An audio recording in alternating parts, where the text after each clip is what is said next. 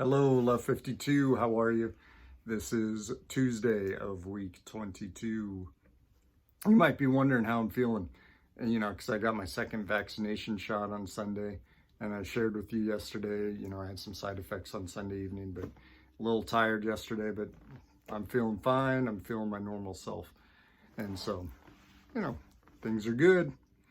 This week, we are talking about the 3 psychological and emotional needs, the 3 categories of psychological emotional needs, according to Paul Larsen, which means if you're new to Love 52 or didn't see way earlier videos, you do not have to agree with me. I do not have to be right. I encourage people, think for yourself. Take in information that people have to share, like I'm sharing with you, but you figure out what you agree with and what you disagree with and make it your own. That's fine. So think for yourself. But this week, we're talking about the 3 categories of psychological, emotional needs. And yesterday, we talked about the first one, which is understand or understood, however you want to use it in a sentence. And there's 4 ingredients required to understand somebody. I need to give you my interest, my time, my energy, and my attention. To understand you completely, I give you that. And those are also the 4 ingredients of what love looks like. When we give love, we're giving interest, time, energy, and attention. When we receive authentic love from other people, we are receiving their interest, time, energy, and attention, right? But I shared with you yesterday that, and this might apply to you we all know someone who this applies to. Growing up, maybe through childhood, through adolescence, through even into young adulthood, there was either lack of or unhealthy giving of interest, time, energy, and attention. And so it's affected, how people obtain relationships or develop relationships and connections and how they're sustained.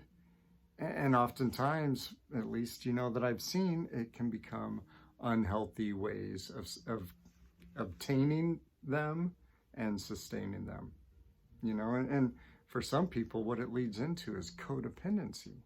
Now, maybe that's a word you're familiar with, codependency. I've decided through my time of working with people through the years, I've decided that the co stands for company. Now, it might say this in a book somewhere out there. I don't know. I just haven't read it. I believe that codependency is a dependence on other people's company. Maybe you know people. They don't like to be alone. They struggle to be alone. They'll do anything to be with other people, and sometimes maybe you just title them or maybe label them extroverts. Well, maybe, but maybe it's this feeling of abandonment. Or more importantly, this void that they are dependent on other people to fill, right? Other people to fill that void. And so people do things like people pleasing, right? You've heard that term. It's not a label I use. In fact, I call it something else, which I'll share with you another time. But people do this people-pleasing stuff, right? They try and make people happy. They overextend themselves because they don't want to be alone. And also what they're seeking leads into the second category. It leads into they want to feel a sense of validation. Maybe they give idea. Maybe they give interest, time, energy, and attention. They call it love. And sometimes it is. I'm not saying that people who struggle with codependency never love authentically. No, absolutely they can, and they do.